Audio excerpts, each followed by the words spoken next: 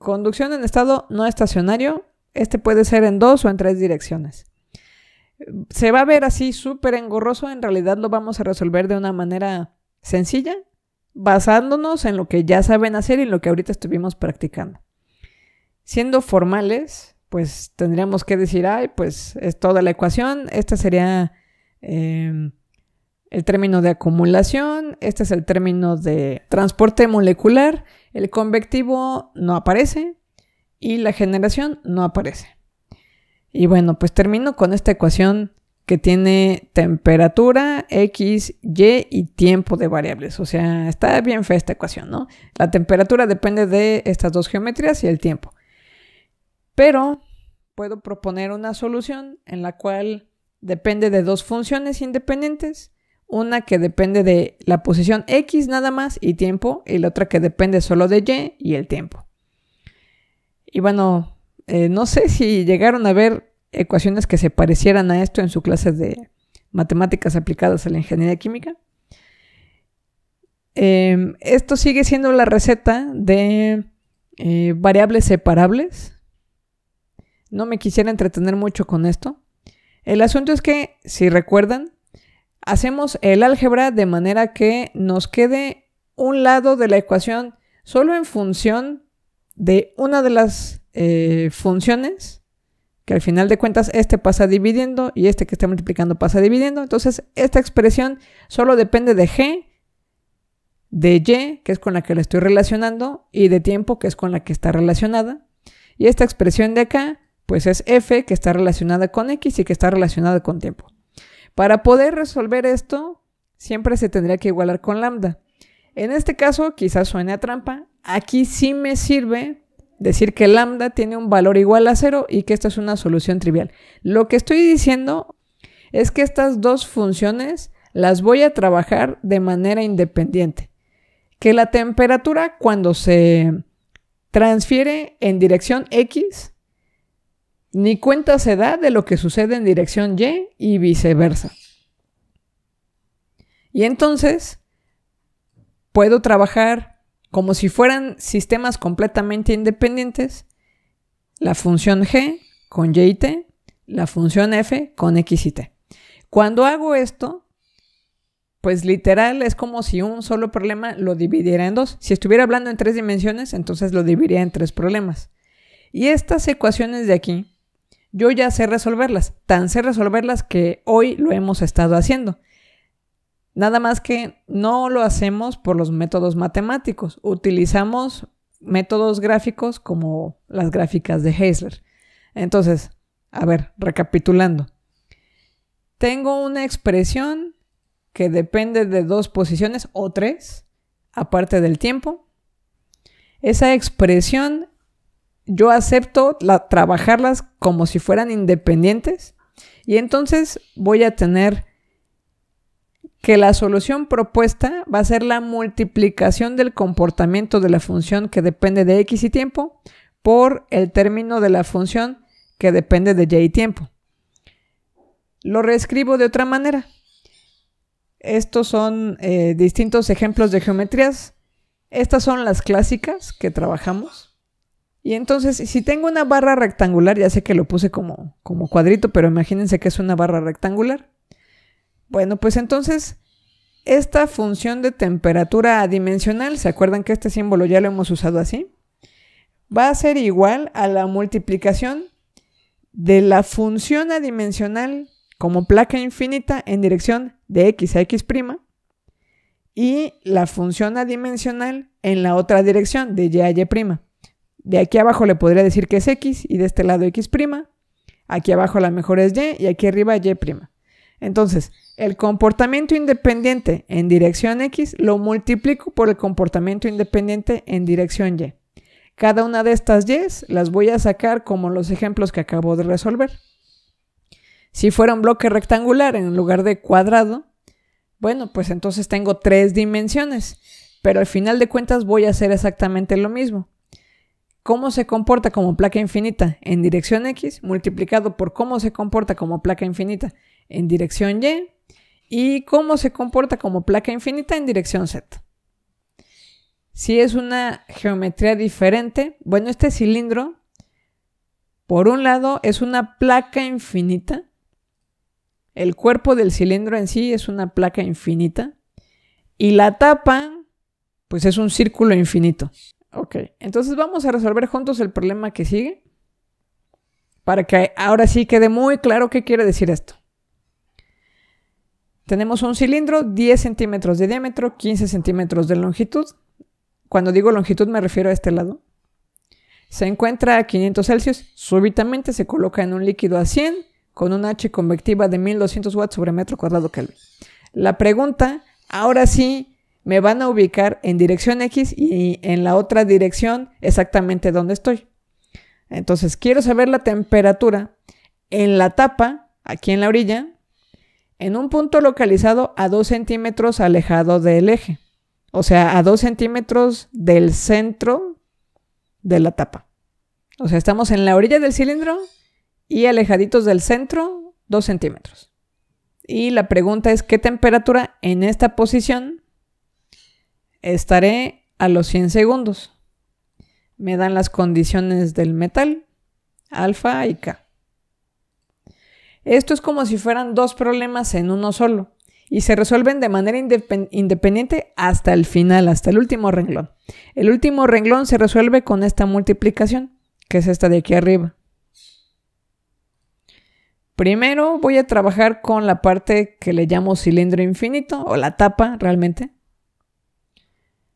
Para la tapa utilizo la dirección que se llama radio. Entonces, bueno, es una sustitución simple. Verifiquen si no me equivoqué en los números porque ya ven que luego hago cosas raras. Con estos datos yo voy a agarrar mi gráfico de cilindro infinito, que es este de aquí abajo, y voy a hacer las lecturas. Ya sé que en el eje X leo Fourier, busco el valor de 2. Es este de aquí, trazo una vertical y luego voy a buscar dónde cruza el término que llamamos la inversa de Biot o M, ¿no? Vale 2.5, bueno, pues me voy a buscar en las rectas rojitas, es esta línea roja que dice 2.5. Trazo la línea horizontal y estoy, pues que será 0.27, algo así, ¿no? Más o menos. De hecho le puse 0.27. Como estoy en la tapa, la relación de posiciones no la puedo dejar en el centro. O sea, este es el valor justo en el eje de mi cilindro, pero me tengo que desplazar. Me dijeron que en la tapa estoy a 2 centímetros del centro. ¿De acuerdo? Este gráfico me dice qué sucede justo en el centro. Entonces, si recuerdan, utilizo otro gráfico para hacer ese desplazamiento. Se llama la posición X asterisco o le podríamos decir R asterisco. Para el caso es lo mismo. Entonces, estoy a 2 centímetros con respecto al radio total. Es la posición 0.4. En este gráfico de aquí voy a seguir leyendo la inversa de Biot. Habíamos dicho que la inversa de Biot era 2.5. Bueno, pues es más o menos aquí. Esta es la línea del 1, esta es la del 2 y bueno, más o menos aquí en medio es 2.5. Trazo hasta la curva que se llama 0.4 y donde se juntan trazo mi horizontal, más o menos es como 0.97, algo así. Y como esta es la relación de la temperatura en la posición R con respecto a la temperatura en la posición R igual a 0, pues entonces voy a despejar cuál es la temperatura justamente en esa ubicación. El valor a 0 es el que obtuve en el paso previo. Despejo y obtengo 0.26. Y entonces ya terminamos con el cilindro infinito. Ya tengo la mitad de lo que necesito para resolver el problema. Acuérdense que necesito estos dos valores. Ya tengo este de acá. El otro es la placa infinita. La placa infinita se refiere a que agarro el cilindro y todo este cuerpo, pues realmente es un rectángulo, ¿no? Es como si agarraran una lata de refresco, la cortaran por aquí y la separaran de la tapa. Es literal un rectángulo. Para la placa infinita, el detalle que es importante que recuerden es que esta longitud no es el tamaño completo del largo del cilindro realmente. ¿Alguien se acuerda por qué? ¿O de qué estoy hablando? Aquí se debe ver. Esta es la representación de placa infinita. Esta es una placa infinita. Esta, hagan de cuenta que agarré el área envolvente del cilindro y lo puse aquí. La pregunta es, ¿por qué la L no es el tamaño completo del cilindro? Es por simetría. Por simetría, como en las orillas estoy a la misma temperatura, cuando hicimos el diseño de la ecuación diferencial para esta solución, dijimos que la manera más fácil matemáticamente de resolverla es poner el centro de esta dirección justo a la mitad. Y este principio o este concepto se repite de ahí en adelante. Todas las veces que luego uso placa infinita, placa infinita, placa infinita, parten de que el 0 está a la mitad y que entonces la longitud es esta distancia entre 2. La razón es que hay un eje de simetría. Las temperaturas Volk son idénticas de los dos lados de mi placa. Eso se sostiene también en el caso que estoy resolviendo. Me dicen que está a 500 y súbitamente se coloca en un líquido a 100.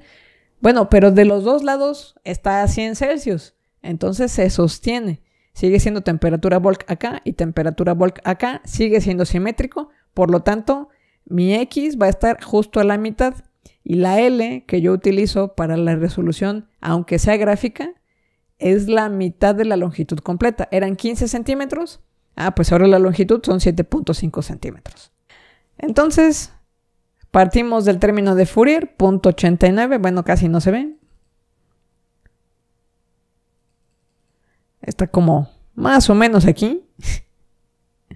Luego, busco la línea roja que dé 1.7. Bueno, pues esta va a ser medio inventada. Tengo la de 1.6, tengo la de 1.8.